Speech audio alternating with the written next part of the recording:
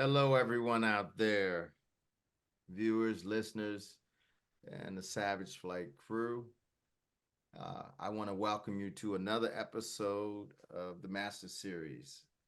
And I think we've got a very exciting, not only do we have an exciting master on today, but full of wisdom, but also the topic, which is right here in the center of everything as we move forward in the world of social media and entertainment.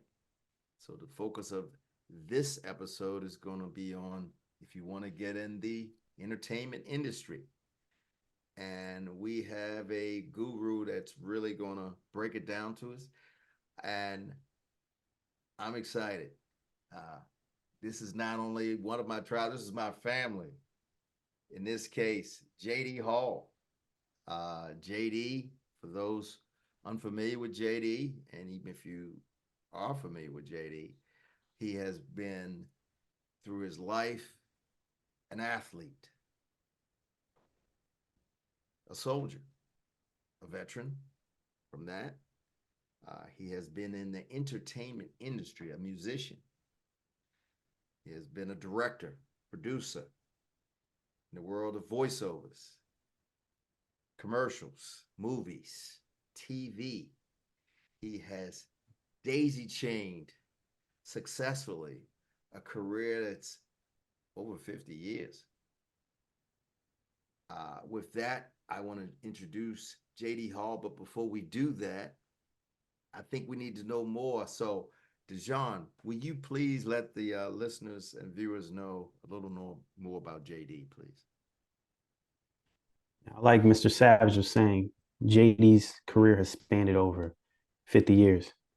Now, some of his most decorated acts and plays that he's been into, he's been a voice actor, he's been an actor in TV commercial, TV shows, and film. Now, some of your most decorated pieces that you've worked in as a voice actor, even the voice actor, the narrator for Undercover Brother, you were the voice actor for Blade in Spider-Man the animated series, and also the narrator in The Scorpion King. So this man right here is just well renowned in the entertainment industry, and it might go unseen, but he's everywhere. He's doing it all.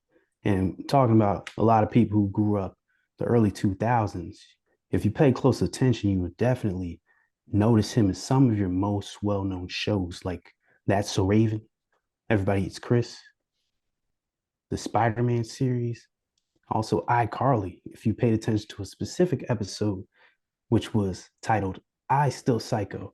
He was the judge in that show. This man right here is doing it all. And if you pay close attention to what he's done, you will notice him in some of your most recognized TV shows.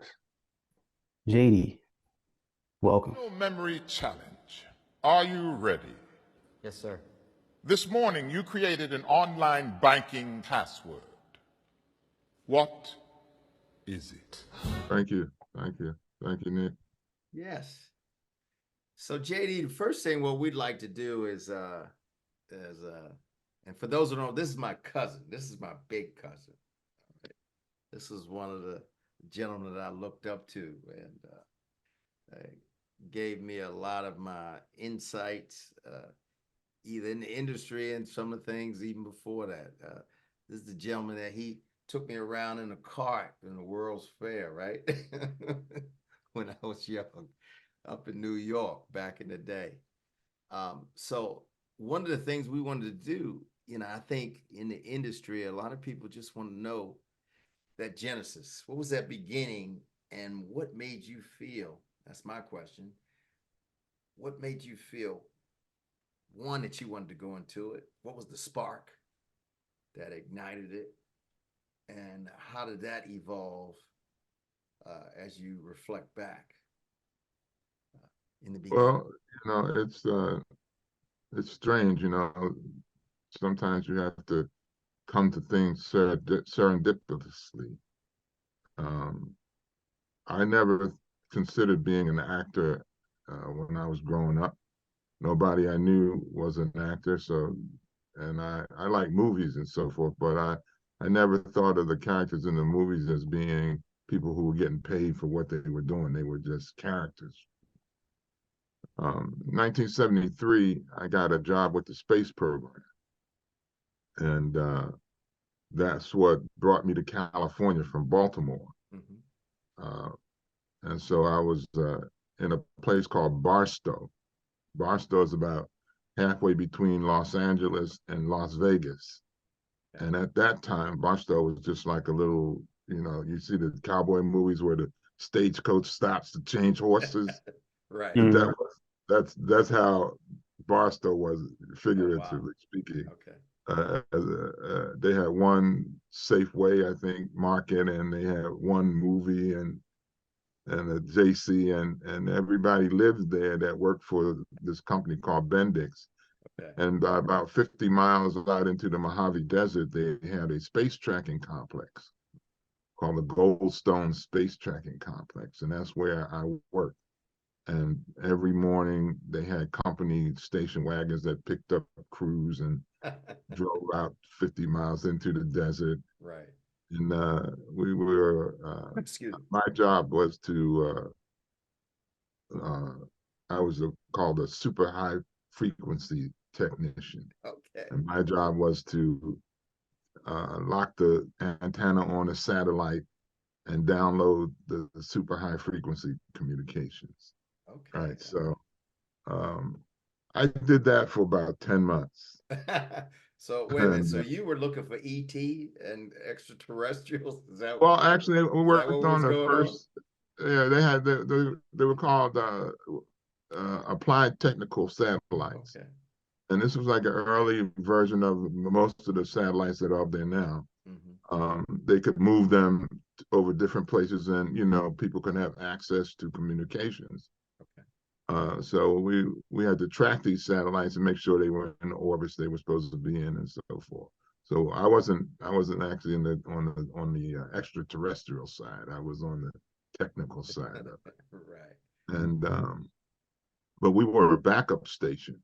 Okay. So the main station was in North Carolina, so we were there to kind of like back them up if they had to go down or whatever. And so I'm sitting out there in the desert, basically doing nothing, and there's scorpions and tarantulas and sidewinders and jackrabbits, and I'm going like, wow, man, this is I don't know how long I can deal with this because It's as good I'm as it from gets.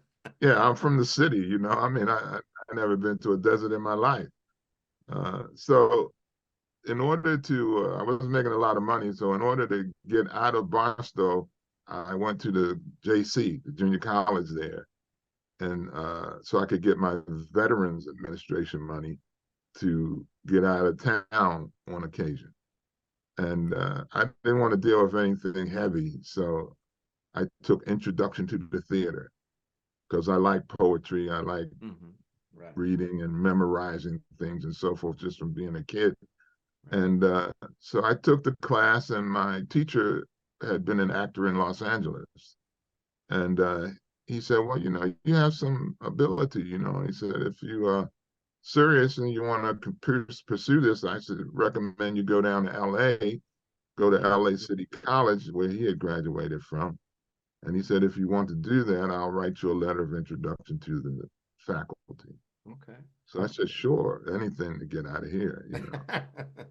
Mhm. So he wrote me a letter. I drove down. I met the faculty. They accepted me into the theater program, and I packed up my stuff in my 1972 Barracuda and headed down from Barstow to Los Angeles. And that was basically the genesis of my career as an actor.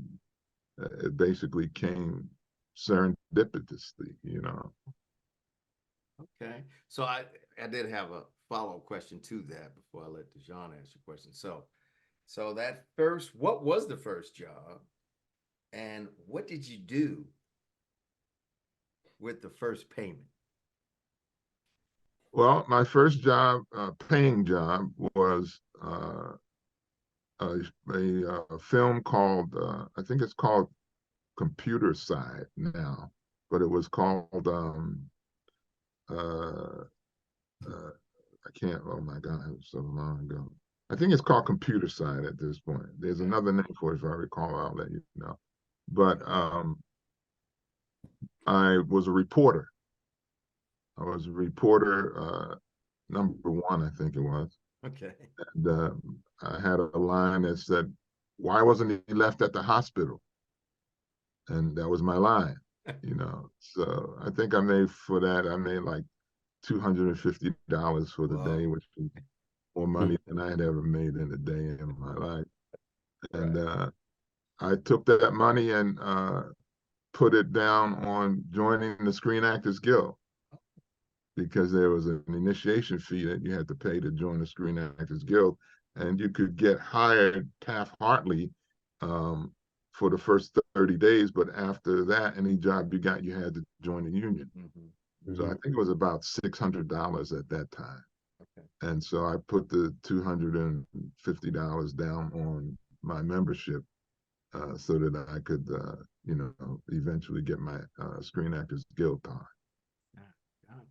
Okay, thanks. Now, John?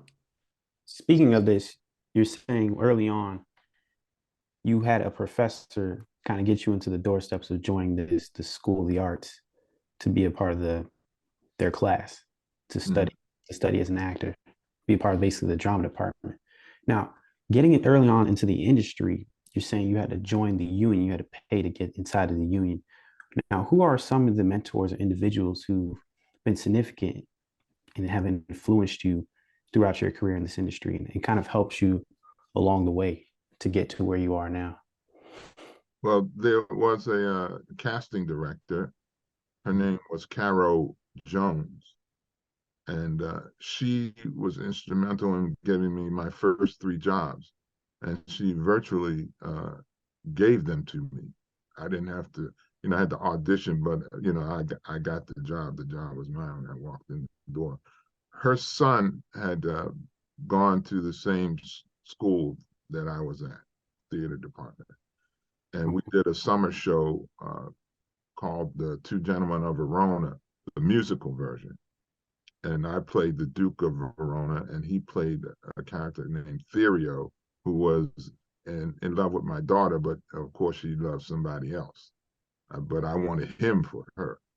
And Mm-hmm. so our scenes were together, and his mother came to see the show, and she had a reputation for helping the people at the school, you know, get started in the business.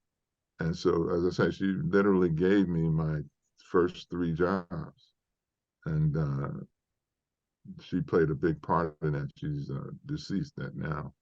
Uh, So did that have a major and impact on you as far as there's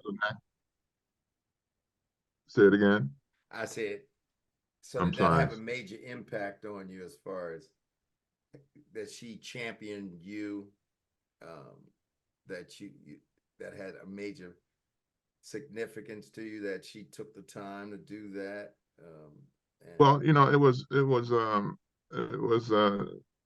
verification that I had some ability, and that you know, I was noticeable. Um, as I said, she had that reputation for helping the people at the school, and that program was really talented. Paul Winfield went through that program. Morgan Freeman went through that school. Mark Hamill.